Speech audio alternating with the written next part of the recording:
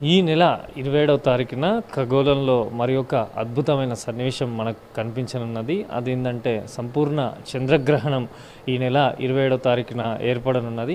అసలు ఈ చంద్రగ్రహణ విశిష్టత ఏంటి, ఎన్ని సంవత్సరాలకు ఒకసారి ఈ చంద్రగ్రహణం వస్తుంది, ఈ చంద్రగ్రహణ ప్రభావం ఏ రకంగా ఉండబోతుందో మనతో మాట్లాడేందుకు చిక్కడపల్లి ముఖ్య అర్చకులు ప్రముఖ జ్యోతిష నిపుణులు యతీంద్రాచార్యులు ఉన్నారు. వారి మాటలను అడిగి తెలుసుకుందాం.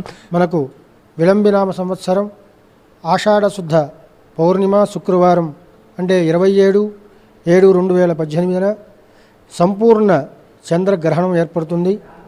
ఈ గ్రహణం అనేది ఒక్కొక్క సమయంలో ఒక్కొక్క రకంగా పడుతుంది.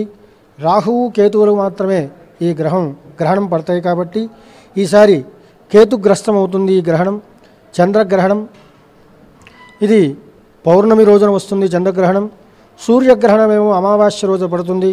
ఈసారి మనకు ఆషాఢ పౌర్ణమి రోజున శుక్రవారం రోజున ఈ చంద్రగ్రహణం పట్టింది. రాత్రి 11:54 గ్రహణం ఆరంభమై తెల్లవారుజామున 3:55 వరకు కూడా అంటే సంపూర్ణంగా 3 గంటల పైన ఈ గ్రహణం పడుతూ ఉన్నది. ఈ గ్రహణం మకర రాశిలో ఉత్తరాషాఢ నక్షత్రంలో పట్టడం వల్ల మకర రాశి వాళ్ళు అంటే ఉత్తరాషాఢ 2వ పాదం, శ్రవణం, ధనిష్ట 1-2 పాదాల వారు ఈ గ్రహణాన్ని చూడకుండా ఉంటే చాలా మంచిది. ఈ గ్రహణ ప్రభావం వల్ల ఇది మకర రాశిలో పట్టింది కాబట్టి మకర రాశిలో ఉండేటువంటి కొన్ని దేశాలకి అరిష్టంగా చెప్పబడుతూ ఉంది. మత్స్య దేశానికి ఉండేటువంటి మంత్రులకు, అదేవిధంగా నీచజనులకు, మంత్రశాస్త్ర నిపుణులకు, ఔషధం తయారు చేసేటువంటి మందులు వాటి మొదలైనటువంటి తయారు చేసేవాటి అన్నిటికీ కూడా ఈసారి పీడలు కలుగుతున్నాయి ఈ గ్రహణం వల్ల. ఈ గ్రహణాన్ని మేష, సింహ, వృశ్చిక, మీనరాశుల వారికి శుభాన్ని కలిగిస్తుంది.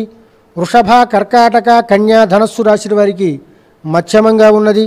మిథున, తుల, మకర, కుంభరాశుల వారికి అరిష్టాన్ని కలుగజేస్తుంది. అంటే మన భారతదేశంతో పాటు తెలుగు రాష్ట్రాల పైన ఈ గ్రహణ ప్రభావం ఏ రకంగా ఉండబోతుంది, అంటే మన రాష్ట్రం పైన ముఖ్యంగా తెలంగాణ పైన ఏ రకమైనటువంటి ప్రభావం ఈ గ్రహణం చూపివనుంది? ఈ గ్రహణం పట్టిన దాన్ని బట్టి తెలంగాణ రాష్ట్రానికి, తెలుగు రాష్ట్రానికి కాదు మొత్తానికి కూడా పశ్చిమ దేశాలకి ఇబ్బంది కలిగిస్తుంది అని చెప్పి శాస్త్రం చెబుతుంది.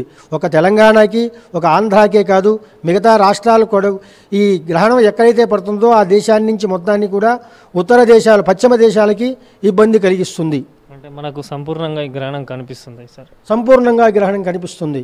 మబ్బులు కనుక వచ్చినట్లయితే ఒక రకమైన ఫలితాన్ని, వానతో ఉన్నట్లయితే ఇంకో రకమైన ఫలితాన్ని మనకు బృహత్ సంహితలో చెప్పబడ్డాయి. ఈ గ్రహం యొక్క కారణాలు ఏ విధంగా ఉంటాయి అని. అంటే ఇప్పుడు ఆషాఢ మాసం కావడంతో ఈ గ్రహణం కూడా శుక్రవారం ఏర్పడుతున్నాయి. సో అందరు అమ్మవారికి బోనాలు సమర్పించుకుంటూ ఉంటారు. అంటే గ్రహణ సమయంలో కానీ గ్రహణం పట్టే రోజున కానీ బోనాలు సమర్పించవచ్చా, సమర్పించరాదా? ఈ గ్రహణ సమయంలో వేదకాలంకి ముందే అంటే 12 గంటల లోపు, రాత్రి 11:54 గ్రహణం వచ్చింది కాబట్టి మధ్యాహ్నం 2 గంటల వరకు అని కొంతమంది, 12 గంటల లోపే అని కొంతమంది, ఈ విధంగా రకరకాలైనటువంటి మార్పులు ఉన్నాయి. కాబట్టి ఏది ఏమైనప్పటికీ మంచి తీసుకుంటాం కాబట్టి 12 గంటల లోపే నిత్య భోజన ప్రత్యాబ్దిగాలు అనేవి చేసుకోవాలి. ఈ బోనాలు ప్రారంభమైనవి కాబట్టి ఆ రోజే ముందుగానే ఈ బోనాన్ని అమ్మవారికి సమర్పించుకున్నట్లయితే బోనాన్ని సమర్పించడం వల్ల వచ్చేటువంటి ఫలితాలంతా కూడా వాళ్ళు పొందుతారు. అంటే ఈ సంపూర్ణ చంద్రగ్రహణం ఎన్ని సంవత్సరాలకు ఒకసారి వచ్చింది? దీనికి ఏదైనా ప్రత్యేకత ఉంది అన్ని గ్రహణాల కంటే? అన్ని గ్రహణాలకి సంపూర్ణ చంద్రగ్రహణం, సంపూర్ణ సూర్యగ్రహణం మనకు పడుతూనే ఉన్నాయి. ఈ గ్రహణానికి అంత ప్రత్యేకత ఉందా, ప్రత్యేకత లేదా అంటే అదంత విషయంగా మనకేం చెప్పలేదు. ఎందుకంటే చంద్రగ్రహణం సంపూర్ణంగా పడుతుంది, లేదంటే కొంచెం సేపే ఒక 2-3 నిమిషాలే పడుతుంది. 3 గంటలు పట్టింది అంటే పరిపూర్ణ చంద్రగ్రహణంగానే భావిస్తాను దీన్ని. చివరిగా గ్రహణ సమయంలో ఏ రకంగా ఉంటే బాగుంటుంది? గర్భిణీలు కానీ, చిన్నపిల్లలు కానీ వారు ఏ రకంగా ఉండాలి? వృద్ధులకు కానీ బాలురకు కానీ రాత్రి 8 గంటల వరకు కూడా భోజనాదులు చేయవచ్చని మనకు శాస్త్రమే చెబుతుంది. మిగతా వాళ్ళంతా కూడా మధ్యాహ్నం 2 గంటల లోపే ఈ నిత్య భోజనాదులు పూర్తి చేసుకుని రాత్రి భోజనం చేయకుండా ఉండి రాత్రి గ్రహణ సమయంలో పట్టుకాలాన్ని, విడుపు సమయంలో విడుపు స్నానాన్ని చేసి చక్కగా మంత్రానుష్ఠానం కనుక చేసుకున్నట్లయితే దేశానికి, రాజ్యానికి, ప్రపంచానికి కూడా క్షేమాదులు కలుగుతాయి.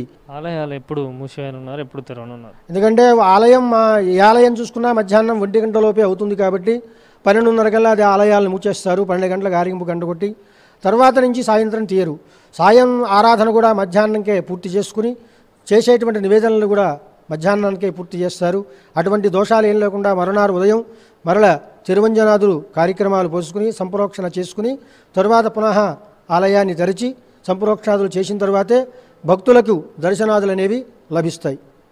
అది మొత్తాన్ని చూసినట్టయితే ఈ నెల 27న ఏర్పడే సంపూర్ణ చంద్రగ్రహణం మన భారతదేశంతో పాటు తెలుగు రాష్ట్రాల్లో కూడా అందరికీ కనిపిస్తుందని రాత్రి 11 తర్వాత ఈ గ్రహణం పడుతుందని చెప్పి ఆలయ అర్చకులు తెలుపుతున్నారు.